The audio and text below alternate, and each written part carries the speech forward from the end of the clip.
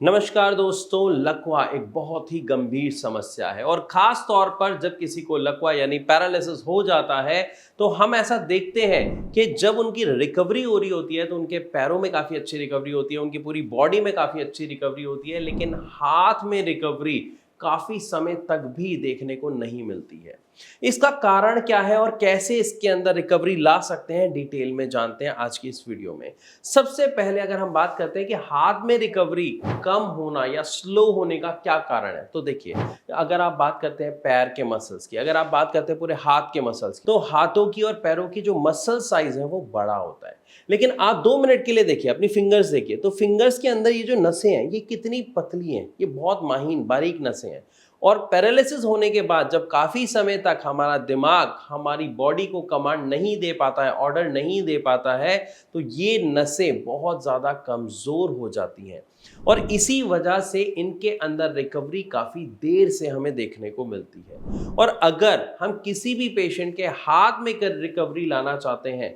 तो आप 2 मिनट के लिए सोचिए, आप पैरों में रिकवरी कैसे लाए, आप पूरे बॉडी में रिकवरी कैसे लाए, क्योंकि पेशेंट स्टार्टिंग में तो चल नहीं पा रहा था, आधा शरीर काम करना बंद कर देता है। तो हमने उन्हें एक्सरसाइज कराई, हमने उन्हें सही दवा दी, जिसकी वजह से उनके ब्रेन का जो एक प्रोसेस है जिसको हम कहते हैं न्यूरोप्लास्टिसिटी, जो पहले 5 महीनों में नेचुरल चलता है, वो बहुत अच्छा चला और हमारे पेशेंट के अंदर रिकवरी आई। तो हमें क्या करना पड़ेगा, अपने पेशेंट की एक्सरसाइज बहुत ही चुनिंदा करानी पड़ेगी, खास तौर पर ऐसी एक्सरसाइज जिससे उनके हाथों में रिकवरी लाई जा सके। अब बात करते हैं कि अगर हमें उन्हें एक्सरसाइज करानी है तो हम एक्सरसाइज कौन सी कराएं। तो आपको उन्हें एक्सरसाइज ऐसी करानी है जिसमें उनकी जो हाथों की उंगलियां हैं उसकी इन्वॉल्वमेंट काफ़ी ज़्यादा बढ़ जाए, साथ ही साथ उनकी रिस्ट की यानी ये जो कलाई है इसकी मूवमेंट बढ़ जाए। क्योंकि हम क्या देखते हैं, हाथ के अंदर फिर भी काफ़ी अच्छा इंप्रूवमेंट आ जाता है,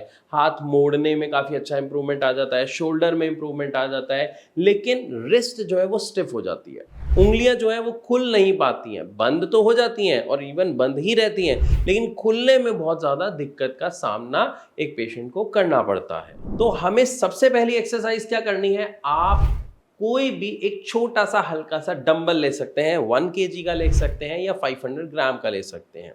और इवन अगर आपको डंबल भी नहीं लेना है तो आप एक छोटा सा काम कर सकते हैं, आजकल वाटर बॉटल आती है छोटी, 100 ml वाली, 300 ml वाली, 500 ml वाली, छोटी आप एक वाटर बॉटल ले लीजिए।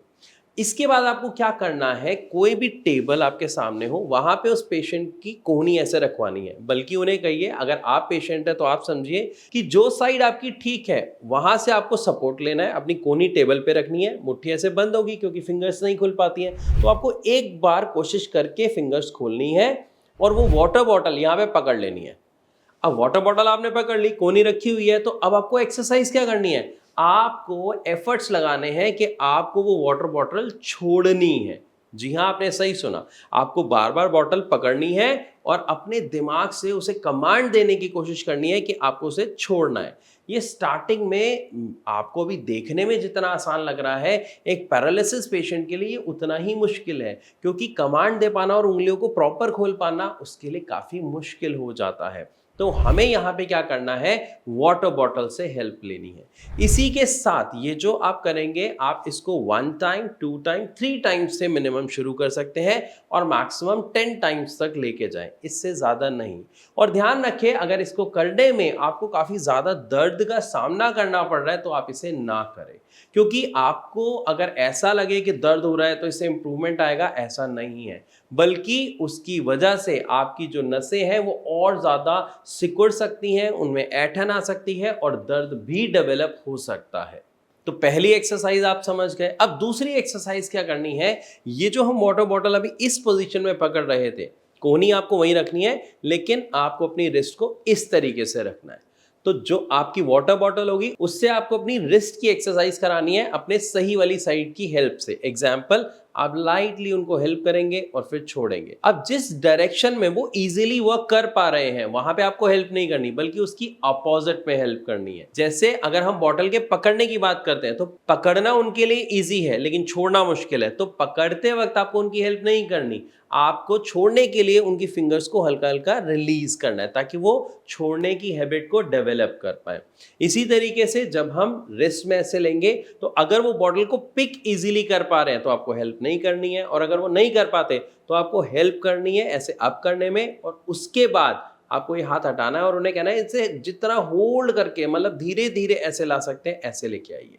अब इससे क्या होगा, उनकी रिस्ट में मूवमेंट आएगी, साथ ही साथ रिस्ट में होल्ड आएगा। थर्ड एक एक्सरसाइज और करनी है and that's it. Third exercise में क्या करना है, आपको जैसे उनकी फिंगर्स ऐसे होंगी, आपको जो आपकी सही वाली साइड है वहां से पकड़ना है और इस तरीके से उनकी जो रिस्ट है उसको धीरे धीरे 3 टाइम्स घुमाना है क्लॉकवाइज, और धीरे धीरे आपको घुमाना है एंटी क्लॉकवाइज। ये आपको रेगुलर एक्सरसाइज करनी है, बल्कि एक दिन में 2 बार कर सकते हैं, तो इसे जरूर करें। इससे आप देखेंगे कि पेशेंट के हैंड मूवमेंट में आपको इंप्रूवमेंट देखने को मिलेगी। वीडियो अच्छी लगी हो तो इसे लाइक जरूर करें, और भी आपका कोई डाउट है, कोई क्वेश्चन है, तो आप अपना सवाल कमेंट के द्वारा हम तक पहुंचा सकते हैं। इसी के साथ अब मैं आपसे चलने की इजाजत चाहूंगा। मिलूंगा अपनी अगली वीडियो में, तब तक के लिए नमस्कार।